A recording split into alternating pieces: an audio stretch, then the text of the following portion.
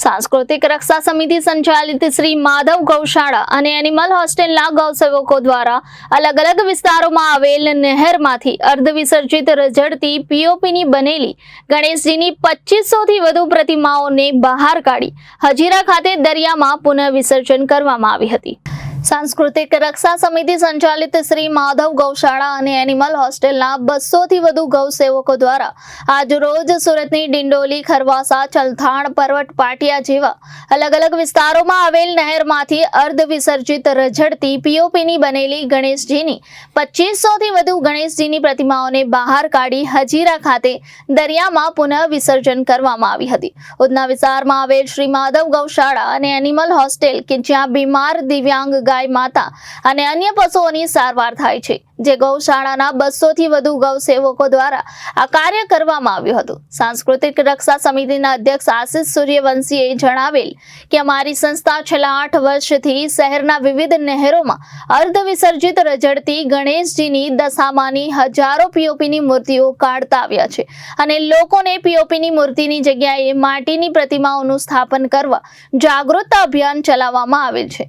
10 દિવસની ભક્તિ કર્યા બાદ ભક્તો દ્વારા આ પ્રકારે देवी देवतानी प्रतिमाओने गंदा पाणीमां विसर्जन करी हिंदू धर्मनी लागणी दुभावे तेवा दृश्यो प्रदर्शित थाय छे। संस्कृतिनी रक्षा माटे सांस्कृतिक रक्षा समिति द्वारा लोकोमां जागरूकता लाववा तथा प्रशासनने योग्य कामगीरी करवा तथा पीओपीनी प्रतिमाओं पर प्रतिबंध लादवा वारंवारनी रजूआतो तथा कार्यक्रमों आपवामां आवे छे। सूरत मनपा द्वारा कृत्रिम तळावो बनाव्या होवा छतां पण सूरत पोलीसनो आ नहेरो नजीक चुस्त बंदोबस्त होवा छतां पण ना समज कहेवाता गणेश भक्तो द्वारा तकनो लाभ उठावी पोतानी सरळता खातर आ प्रकारे गणेशजीनी मूर्तिनुं विसर्जन करे छे। आवा भक्तोने विनंती छे के बप्पानी स्थापना करी योग्य जग्याए विसर्जन न करी शकातुं होय तो स्थापना ज करवी नहीं। जय गणेश। हूँ आशीष सूर्यवंशी, सांस्कृतिक रक्षा समिति अध्यक्ष। सांस्कृतिक रक्षा समिति संचालित श्री माधव गौशाळा एंड एनिमल होस्टेल द्वारा छेल्ला 8 वर्षथी श्री गणेशजीनी प्रतिमाओनुं शहेरना विविध केनालोमांथी बहार काढवामां आवे छे। जेवी केनालो छे ज्यां भक्तो द्वारा दर वखते अर्ध विसर्जित हालतमां 1 फूटना पाणीमां गणपति बाप्पाने रझळती हालतमां मूकी देवामां आवे छे।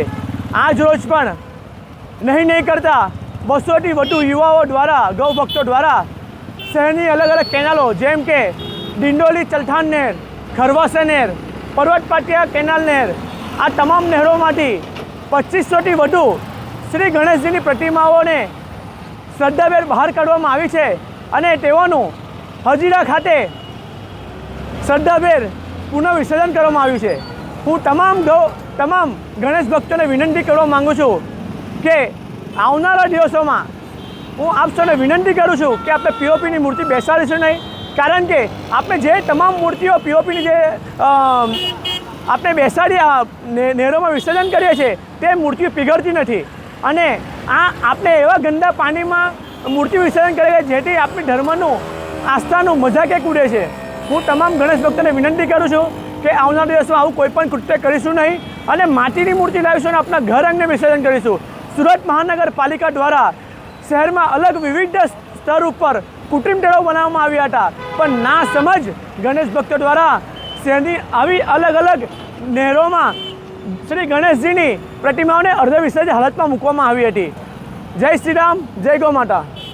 ब्यूरो रिपोर्ट जनादेश न्यूज सूरत।